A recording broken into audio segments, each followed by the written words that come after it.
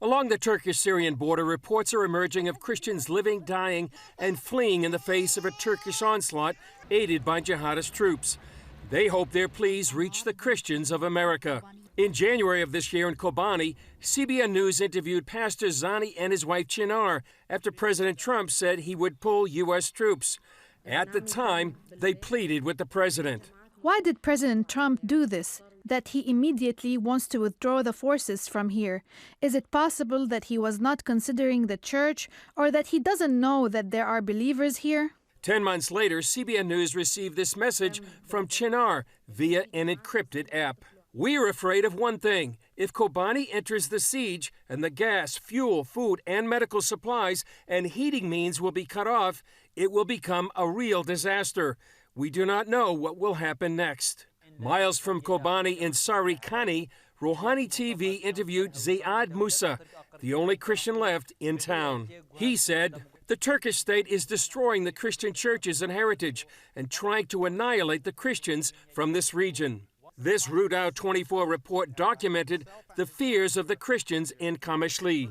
"You people of America, Christianity is in danger. If Christianity dies in the East, then Christianity will die as a whole, because we, the Syriacs, speak the language of Jesus. The Syriac language is the Aramaic language. If we are gone, there won't be Christians left." Our religious freedoms are at our core as an American people. I'm ashamed as an American to see this taking place. It should not have happened. If it is happening in real time, then the United States has to play a role in stopping it. Rabbi Abraham Cooper of the Simon Wiesenthal Center learned more about the plight of Christians after the Turkish invasion. CBN was kind enough to supply me with a very lengthy email literally from the front lines. So disturbing, and I was so disturbed by it that I actually sent it along to the Secretary of State and to the Vice President.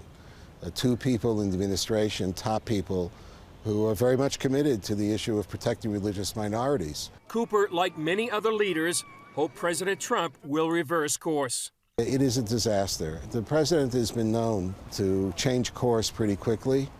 I think I would join those who hope and pray that he flexes more muscle, both in terms of the sanctions, which have an impact on Erdogan, and if necessary, using American air power, which is still massive, to enforce a red line. Before the Turkish invasion, it was estimated up to 100,000 Christians lived in northeast Syria.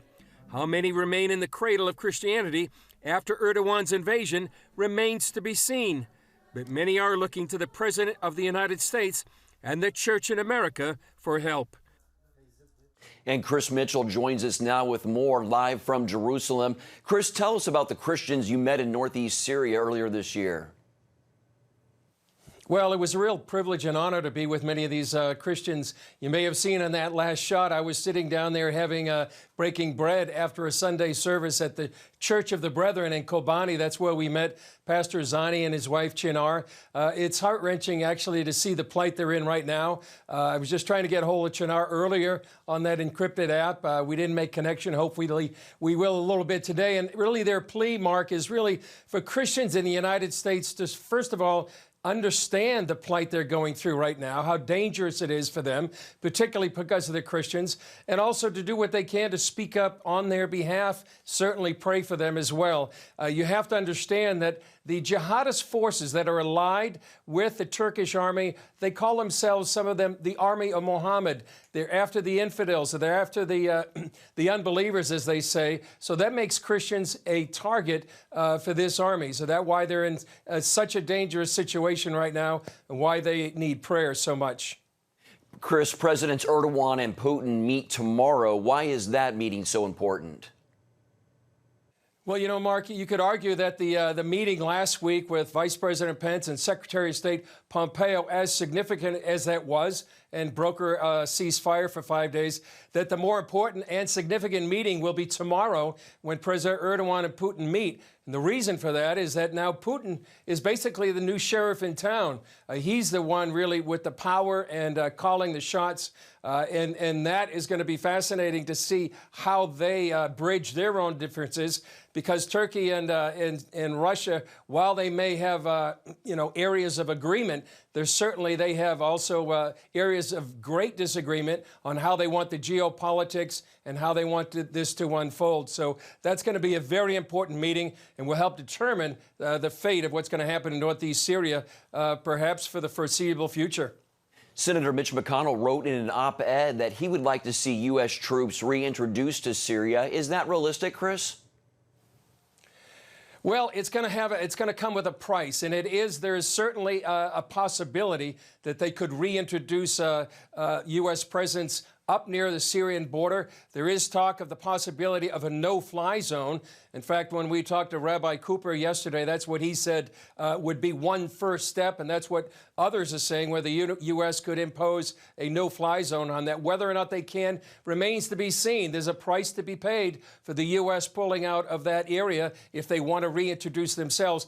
There is a report that just came out that the U.S. will maintain some presence along the eastern Syrian border along Syria and Iraq to help protect those oil fields. But whether or not they can reintroduce themselves, whether or not President Trump has the will to do that, remains to be seen. You interviewed Rabbi Abraham Cooper. Did he express any fears about the danger to Israel? Very much. In fact, he was one of the, he and also Rabbi Heyer from the Simon Wiesenthal Center met with Secretary of State Pompeo just after Pompeo met with Israeli Prime Minister Benjamin Netanyahu on Friday. The purpose of Pompeo's visit to Netanyahu was to help reassure Israel that they have Israel's back, because the danger, as Rabbi Cooper expressed it, is that if Iran comes in to northeast Syria, it takes them one step closer to the northern border of Israel and one step closer to their goal of trying to eliminate the state of Israel. So this is a very dangerous situation, as Rabbi Cooper said, for the state of Israel. Yeah, people, like you mentioned earlier, definitely need to keep this situation in prayers. Our Middle East Bureau Chief Chris Mitchell reporting from Jerusalem. Thank you.